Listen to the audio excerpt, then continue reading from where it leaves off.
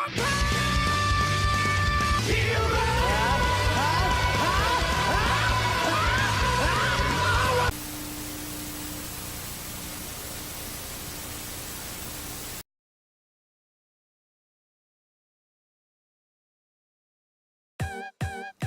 Punch Man is an anime that aired in 2015 with an English version released in 2016.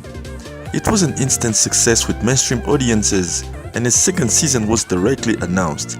But there is a catch. One Punch Man is a young man named Saitama who is a superhero for fun. But the most interesting aspect of his story is that he can defeat any of his enemies with just one punch. Sounds boring, right?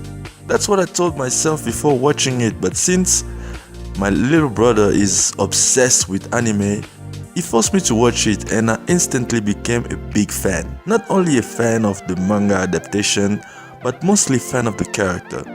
What made me invest in the character? Let me explain. Saitama is a dork. He is your typical manga protagonist. He's dumb but tactical, strong but soft, and kind like Naruto, Goku, or even Luffy. But the biggest difference is that Saitama is stupidly overpowered. The title of One Punch Man is not an exaggeration. If you get punched by this bald-eyed dude, you are done. Yet, he is a relatable character at some degree, and that's due to how well written his character actually is. Take a character like Superman. How do you not make him just an alien with crazy powers to normal people? First, you give him a human secret identity where it interacts with normal people who don't know who he really is. That humanizes him in the eyes of the audience. Second, you give him a weakness, something a weaker antagonist like Lex Luthor will use to hurt him. That raises the stakes and creates tension and gives the character's fans a reason to fear for the hero. In One Punch Man, about the same templates is used but in a very different way. They don't actually give Saitama a secret identity. Or do they? In the series, Saitama saves the day multiple times but is overlooked. The only person who knows his real value is his disciple, Genos.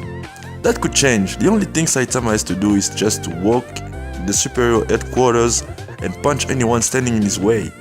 But he's not interested in that, because he's someone who is a superhero for fun, not for fame or glory. This may not necessarily make him relatable, but it definitely makes him likable. And his secret identity is being an underdog while he's the most powerful person in the room. That's his secret identity, and that's brilliant thinking from the writers and the creator. So now that you have given something to the audience to connect with this character, a reason to root for him, how do you raise the stakes so that the audience can actually feel for the character? You don't. That's right, Saitama's biggest weakness is his strength. He suffers from depression for most of the series because he's bored. For Saitama, what's the point of being a superhero if you can just end every fight with one punch? He has been looking for a worthy opponent for quite some time and do not seem to find one. The stakes are raised, but not in the way you would have imagined. Instead of making you fear for the protagonist, One Punch Man makes you excited to find out if the next guy fighting Saitama is actually the one person to give him a real challenge. That's why I love the season finale so much. The writers were not ready to give Saitama his big challenge yet, but gave us just a glimpse of what a real fight really means to him. It was the most satisfying experience for him since the start of the series. What the series do even better is refusing to explain how Saitama got so powerful, giving him a ridiculous backstory that doesn't logically make sense. But that is because it is not supposed to. It's as if the writers want you to take his backstory as a parody of superhero origin stories and action movies. But that is not where they want your focus to be.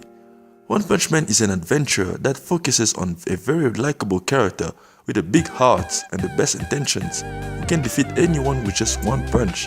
That power becomes his weakness, as he realizes it is not fun to be that strong. And while he struggles, people like Genos are trying to figure out the true secret of the power of his deadly punch. The strength of his series resides in its characters and less in their powers. It is not like Dragon Ball Z. One Punch Man created a unique world filled with interesting superheroes and interesting supervillains, but still leaves a big space for a character study. I consider One Punch Man as a lesson or a metaphor on the accumulation of power, like climbing the highest mountain just to realize you are the only person up there. It creates a feeling of loneliness, like being the only person to succeed in life among your friends or family. In this case, Saitama is not lonely because he has no friend or cannot make friends. He probably could make friends if he wanted to, but his loneliness comes from the fact that he has reached an insane level of strength, which makes everyone else inferior. And the series makes sure to let you know that's not what he wants. He's an extremely humble guy who just wanted to be a superhero for fun. He's not a douchebag who enjoys punching people whoever they are, yet he finds himself way too powerful to enjoy what was supposed to be a fun experience. It's like wishing to be rich, but you become so wealthy, even your best friends cannot be honest with you anymore because they are afraid to offend you, and you find yourself in a place where it's just you and your money. Even Genos is not exactly his friend. He just wants to know his secrets because he wants to be just as powerful. And that is where the art and the message of the series are.